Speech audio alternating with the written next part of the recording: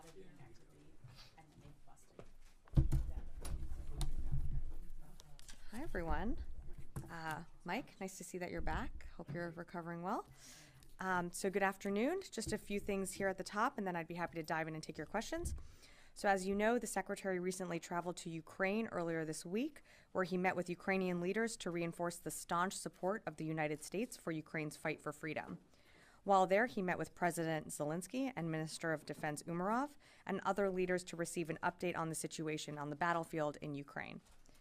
Additionally, during his trip, the Secretary announced the 51st tranche of equipment to be provided from DoD inventories for Ukraine since August 2021.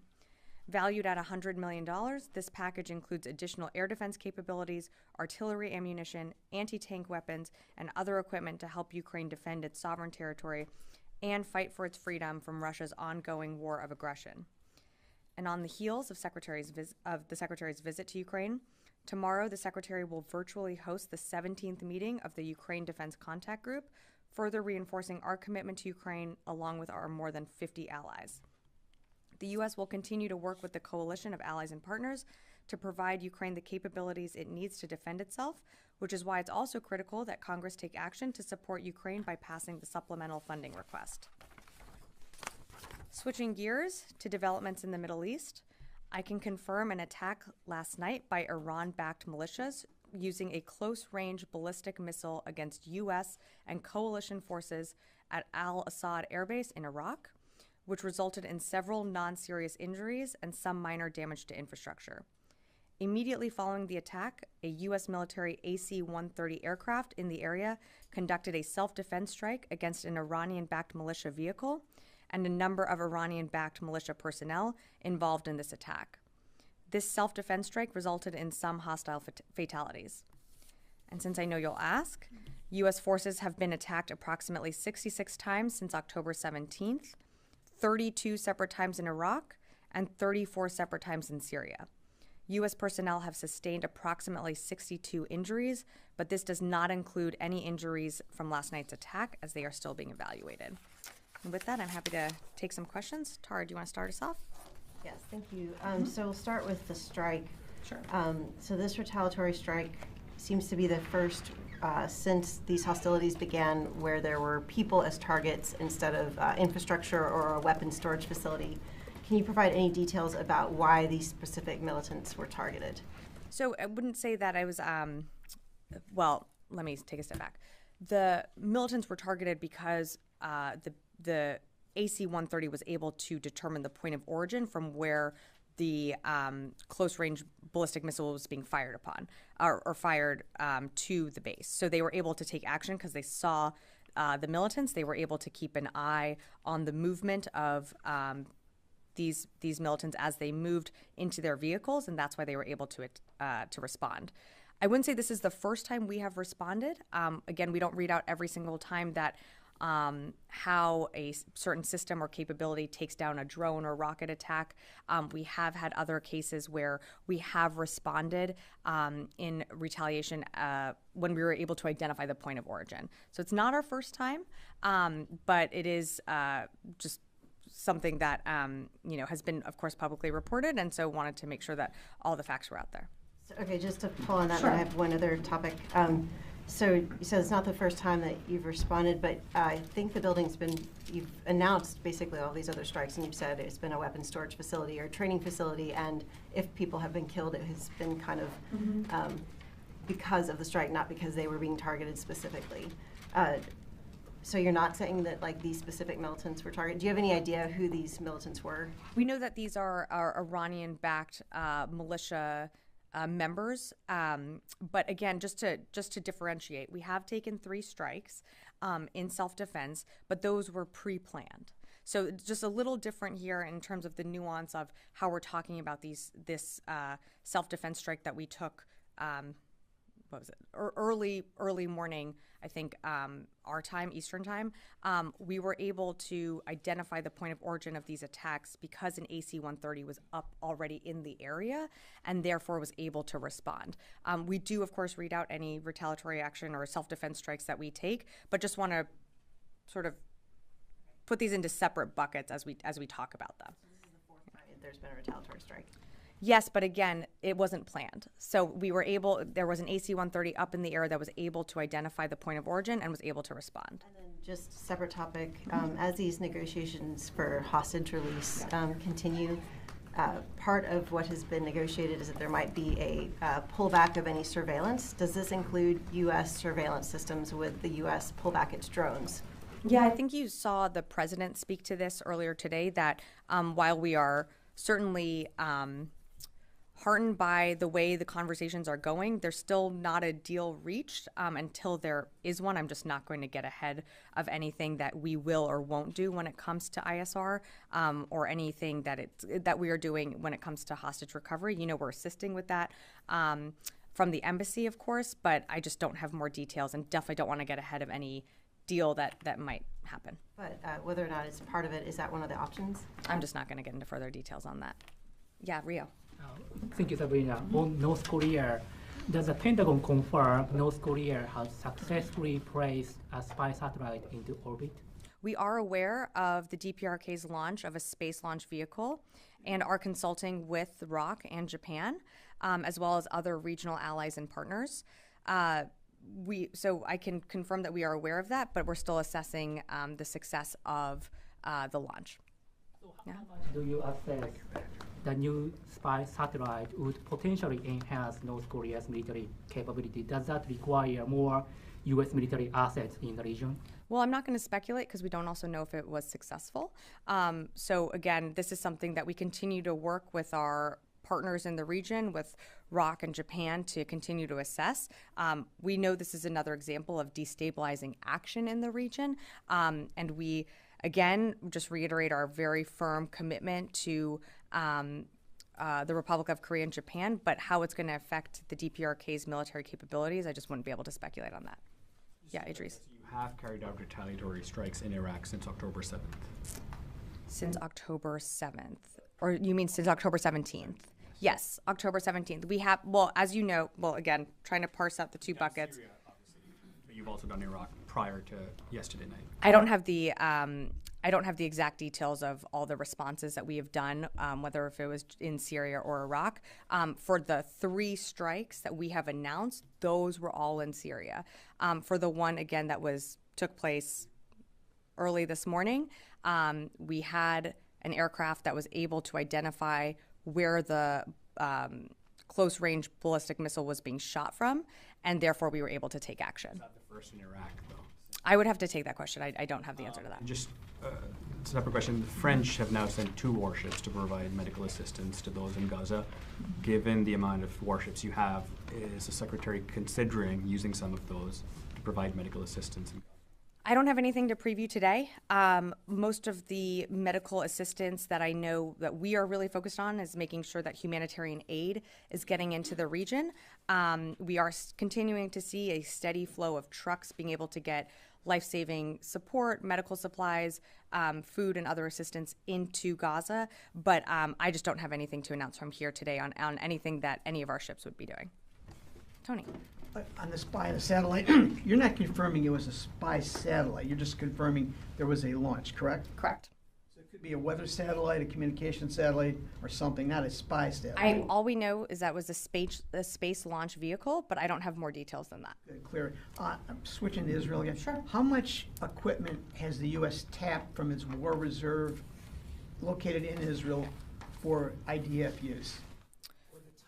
Can you give a sense of? Sure. Well, as you know, the types of equipment that we continue to provide Israel range from 1.5 millimeter rounds, precision guided munitions, and air defense systems. Not going to get into more specifics on that. I know I've seen some of the reporting out there, but I'm just not going to get into more specifics right now.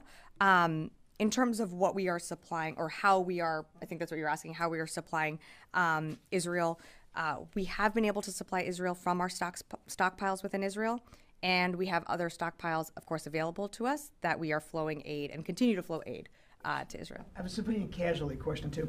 The Pentagon within the policy shop has the Civilian Harm and Mitigation Response Group that Congress mandated you guys set up a couple years ago. Assistant Secretary Carlin last week said that some of the people in her group are monitoring the events in Gaza.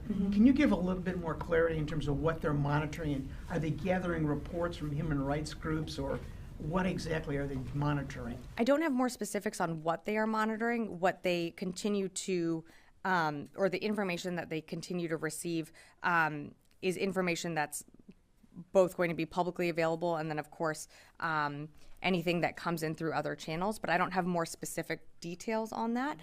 It's something that, as you mentioned, this civilian harm mitigation and response entity continues to look at, and their review does inform senior leaders here in the building. It's fair to say, accurate to say that the Pentagon is actively monitoring reports of civilian casualties in Gaza? I would say it's accurate for CHIMR, the Civilian Harm Mitigation and Response Office, to be doing that. Yeah, of course. Liz, yeah. Thanks. On the unannounced retaliatory strikes, have any of those killed any militants? I think I read this out in the topper, but I did say that we believe there are some fatalities. You mean the strikes that we have taken proactively, like that we had announced from the second, or the... Like the unannounced Sure. ones. For the unannounced one, I don't have anything more for you on other casualties. Okay. Yeah. And then to follow up a separate topic, last week Senator Lindsey Graham suggested that the U.S. should target Iran directly instead of these Iranian-affiliated groups in Iraq and Syria. Why is the Pentagon not doing that? Any reaction? Well, we feel that, one, we are extremely mindful of this conflict broadening out into a regional conflict. That's what we do not want to see. We do not want to be pulled into a regional conflict, both from attacks on our troops and also from what is happening in Israel. We feel very confident that the targets that we have selected, one, we know that Iran supports, backs, arms, equips, financially supports these groups and these IRGC locations and their affiliates. So we are hitting them where it hurts. We are hitting weapons storage facilities and completely destroying them, so they're no longer of use. But we do want to see this conflict contained. Of course, we will always choose to respond at a time and place of our choosing. But again, we feel very confident in the responses that we have, or the targets we have selected in Syria. Joseph, yeah. Yeah, thanks. Kirby earlier said that Russia's Wagner group may provide air defense capabilities to Hezbollah or Iran. Does the Pentagon share that assessment? Can you elaborate or give any more updates or clarity on that? I don't have anything to dispute that. We certainly share that assessment. We haven't seen that happen, but we know that, look, since the beginning of the war in Ukraine, it's clearly what is happening in Ukraine is not, falling in Russia's favor. And so we've seen Russia continue to seek out support from other countries such as the DPRK and Iran. We know Iran is supplying them with drones that you're seeing hit in Ukrainian cities, civilian infrastructure. And so we are closely aware of the deepening relationship with Russia and Iran, and that's something that, of course, concerns us. I don't have anything to confirm of any type of transfer of this capability, but it's something that we continue to monitor. Follow up on last week when you guys downgraded intel on the Shifa hospital. Yeah. Is there any more intel that you guys can elaborate or provide to the public on that hospital or other hospitals in Gaza that Hamas was allegedly using as command and control centers? Yeah, I don't have anything more to provide today. Sure. Today, 2 journalists were killed in Lebanon. I think marks 3 or 4 that have been killed by the Lebanese army said it was an Israeli strike. Any comment or response? I've seen that reporting, and I know you've asked me about this before, and of course that is awful. We certainly don't condone the targeting of journalists who are covering this war, who are doing their job by reporting. I don't have more information in regards to what the strike I think that you're referencing, but I have seen those reports, and again, just blanket condemnation of any journalists that are doing their jobs on the front lines, reporting on what is happening on the ground in Israel, in Ukraine, wherever it might be. Of course, we don't want to see journalists being targeted like that. Yeah, Fadi. Thank you, Sabrina. I have two separate questions. Sure. On the Shimmer work that you said, like the reports they're collecting, how much is this work informing the Secretary and the Department in terms of support to Israel? It's something that informs senior leadership conversations here, or senior leaders' conversations here, I should say. Again, I'm not going to get into more details on that, but that is something that this department is focused on. And as they assess more material, that gets flowed up through our system here. That, like, at a certain point, will you be able to share the findings, or? There's not, I wouldn't say this is like a formal report or formal investigation or task force that's being put into place. This is what this office does, or one of the many functions of this office.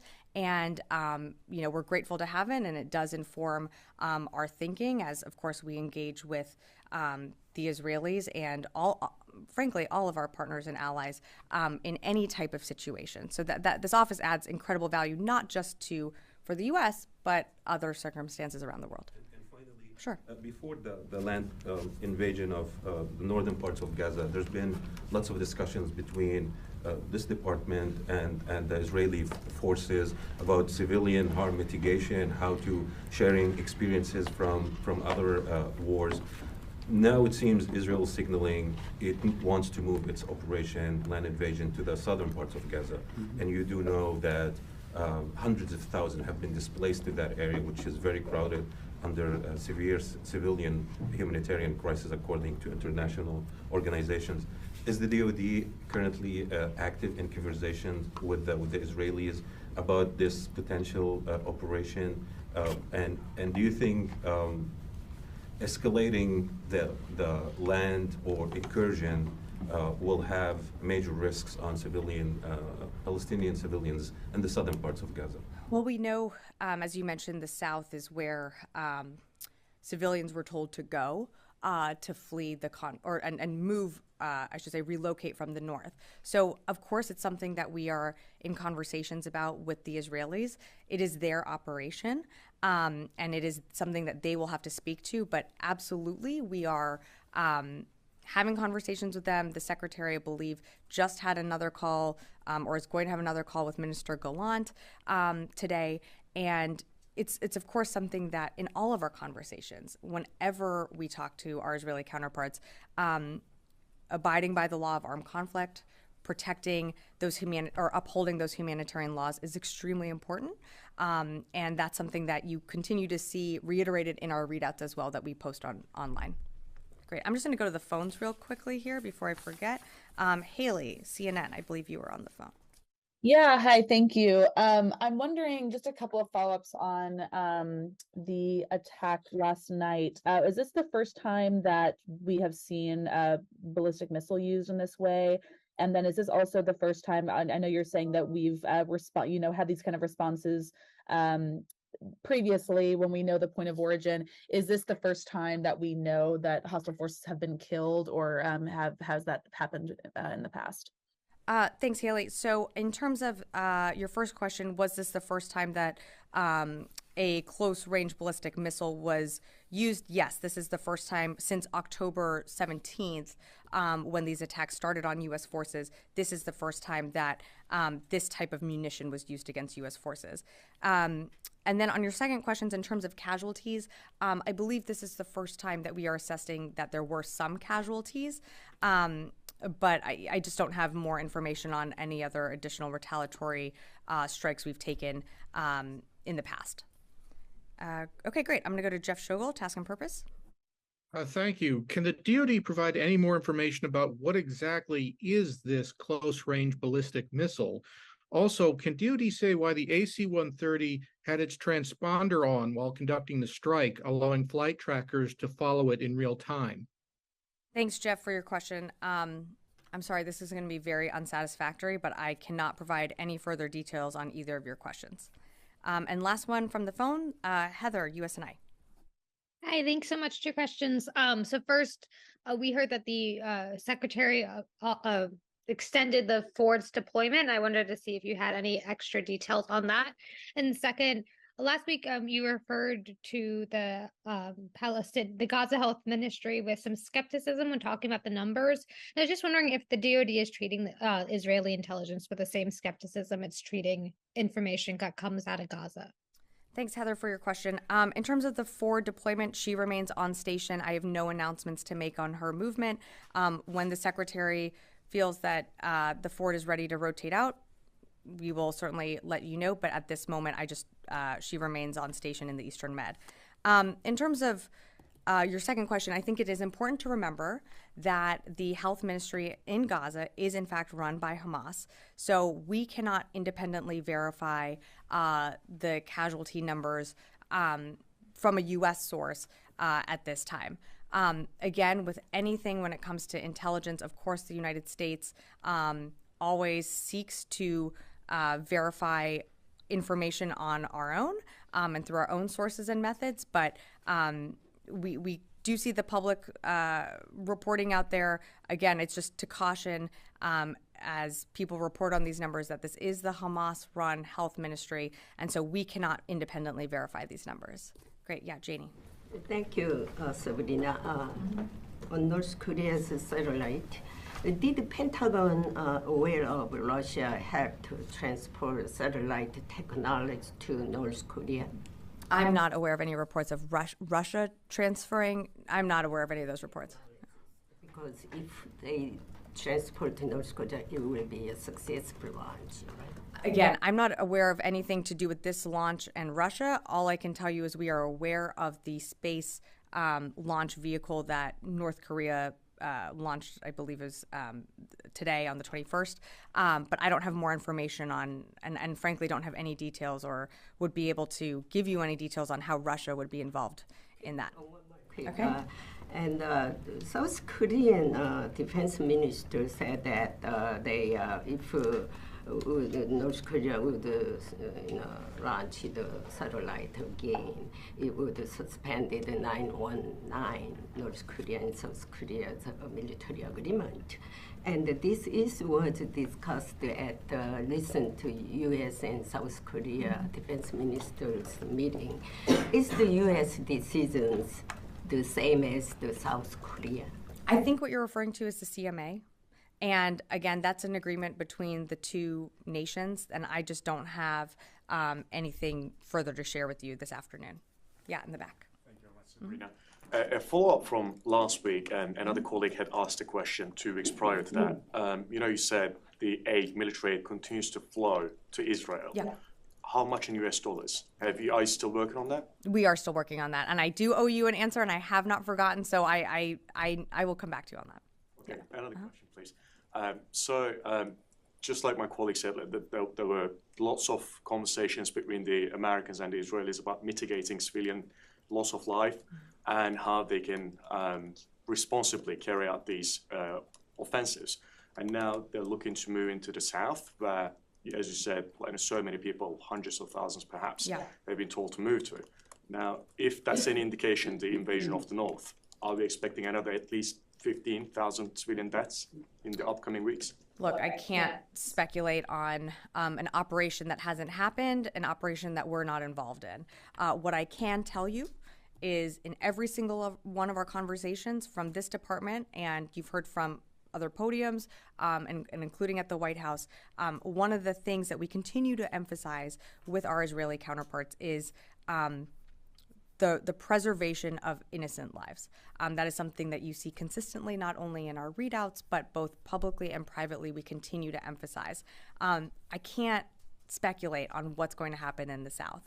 I'm just going to say that we remain in near daily contact with our Israeli counterpart, with the Secretary's Israeli counterpart.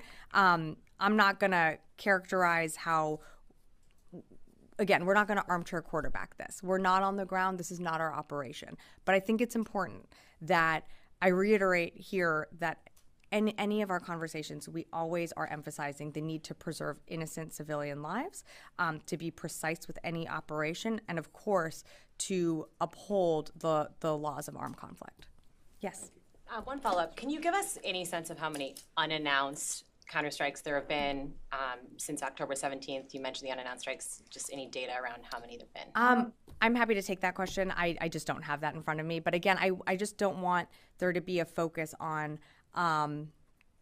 these particular self-defense strikes, because it happens, again, if we can identify a point of origin in the moment, we're going to take action because it is in self-defense. And so I just want to, I know Tara had asked about this, but just trying to separate out the three, and I'm trying to remember the dates here off the top of my head, but the 3 strikes that we had announced, which was on the 26th, the 8th, and the 12th. Again, those were pre-planned in advance, targeting specific facilities and infrastructure that we know these IRGC affiliate militias use.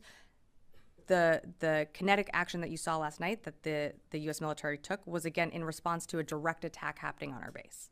And you pointed out that there have been 66 attacks by Iranian-backed militia groups on U.S. coalition forces since October 17th. Why aren't these U.S. counterstrikes working as a deterrence strategy?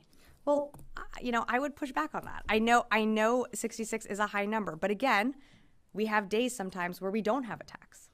So is it like, would you say that the strategy is not working if one day goes by where there's not an attack on U.S. forces?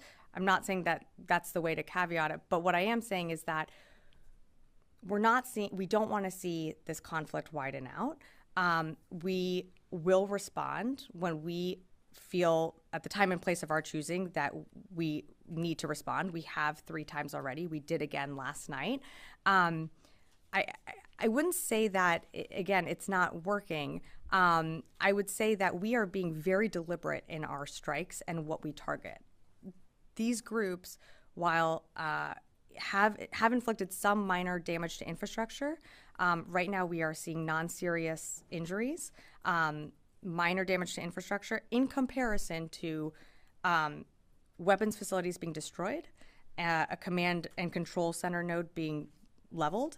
And so again, and another, and a training facility also destroyed. So again, if you look at this, the scope and the ability for us to respond, we've been very precise and have inflicted a lot of damage. Mike, yeah. Change the subject.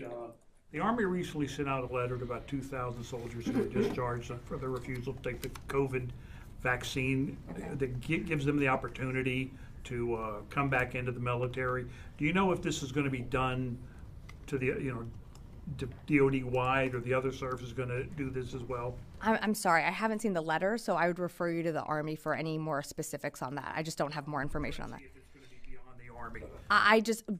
I'm hesitant to comment just because I haven't seen the letter and the contents of it, so I'd refer you for more specifics to the Army. Yeah, Aaron. Yeah, going back to North Korea. Okay. So they have sent satellites that have gone into orbit in the past.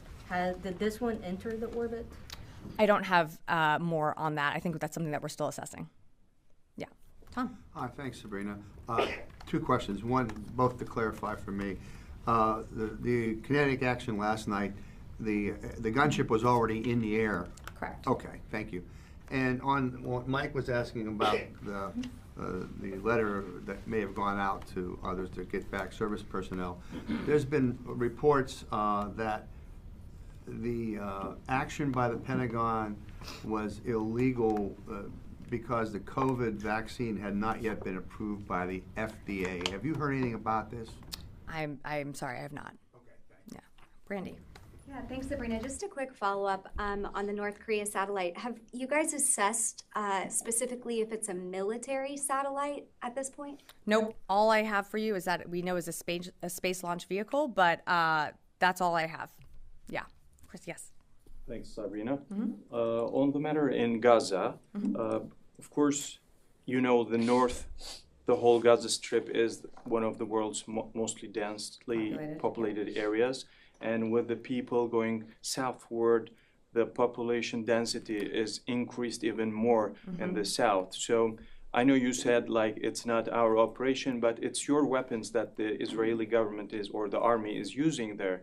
So the last week you said that even though you are providing these weapons with no restrictions, but still you are following if any weapon given by the United States to any ally around the world should be used according to the international law and to look for the humanitarian issue as well. So in this frame, do you have any special contact with your Israeli counterpart, and do you follow up to avoid any civilian casualties, increased civilian casualties, since the numbers are bigger than before in the South now? Yeah, so thanks for the question. And there's, I think, two in there, so just taking them apart. Again, with any partner or ally that we give or we supply our military weapons to, we expect them to follow the laws of armed conflict that we ourselves do as well. We expect them to uphold humanitarian laws. So when I think you were paraphrasing a bit of what I said, while we don't put conditions on how they are used, we do expect them to be used in accordance with how we would use them as well. And so I think that's an important distinction to make. And then I think your second question was on the population and the potential operation that could happen in the South. If I'm using these weapons there on a higher density population in the South could create a bigger risk than before. So right. Sorry, that's right. That's not something that we want to see, of course. We want to see, we know that there are innocent civilians that have moved from the north into the south of Gaza, seeking refuge, seeking security. And so, again, it's something that the Secretary continues to speak with Minister Galan about the need to protect innocent civilians. And again, I don't want to get ahead of anything. We haven't seen an operation happen. We haven't seen exactly what this could look like. So I think it's prudent to just I don't want to speculate on anything that could happen in the South, but I think it is important to remember that in all of our conversations with the Israelis, we are absolutely reiterating the need to uphold humanitarian laws and the law of armed conflict. But the risk is there. So do you contact them before something happens, or you're going to watch? We do not control, and we are not embedded in their operations. But I think it is important, and I know I've said this before, but I think it's important to remember that Hamas uses civilians as shields to conduct their own operations and to hide their command and control centers, to hide ammunitions and weapons depots in highly populated civilian areas. So again, while we are going to continue to still have conversations with our Israeli counterparts about the need to protect and preserve innocent lives, we can't forget that Hamas is putting innocent people at risk. Matt. Thank you, Sabrina. On that AC-130, you said it was already in the air at the time. Was that just by chance in the region, or was it loitering in the area in anticipation of a potential attack from one of these groups? Yeah, thanks, Matt. So I'm not going to get into more specifics on why or when it was up in the air. All I can tell you is that it was already in the area. One other thing is, as a point of clarification, Sure. You said that it had eyes on those militants. Yeah. Did you say that it was viewing them before the attack, or saw the attack actually occur? And if so, was it in a position to perhaps prevented the launch of that missile? I don't believe it was in a position to prevent. I believe it was in the air and saw it happen in real time. Yeah. Thank you. So John Kirby also said today that Iran is considering providing Russia with ballistic missiles for use in Ukraine. So would the ASEAN partners consider providing Ukraine with more advanced capabilities to defend itself properly in this? Thanks for the question. I'm aware that we continue to be concerned that Iran could provide ballistic missiles to Russia for use within Ukraine, but we feel confident that, well, one, we haven't seen it happen yet. Two, we feel very confident in the aid and the capabilities we have been able to provide Ukraine to date. And you're seeing them employing them effectively on the battlefield. They are using, whether it's our HIMARS, we just announced another HIMARS system that was in the last package that the Secretary announced. They have tremendous air defense systems as well. So we feel very confident in what we have been able to supply Ukraine to make progress on the battlefield. I have another one. So ABC reported today that the U.S. deliveries of artillery shells to Ukraine have fallen by more than 30% since the Israel-Hamas war began, according to a Ukrainian official. So could you confirm that? And if true, does it mean that Israel-Hamas war does affect U.S. ability to sustain Ukraine's immediate needs on the battlefield? Yeah, I saw that story. Look, I would push back on that assertion. We have been able to supply Ukraine with what it needs during its counteroffensive, and we will continue to supply Ukraine with what it needs as it heads as we head into winter. We are able to do that, and we're able to support Israel in what it needs to defend itself in its war with Hamas. We feel confident we can do both, and we're going to continue to do both. But let me just take this as a moment to reiterate that we need Congress's help. We cannot do this without congressional or Congress passing the supplemental bill, which we submitted months ago, and that is a need for urgent emergency assistance, and that's not just for Ukraine, that's also for Israel, for also the Indo-Pacific, and so the only way that we can continue to support Ukraine is if also Congress passes that urgent supplemental that we requested.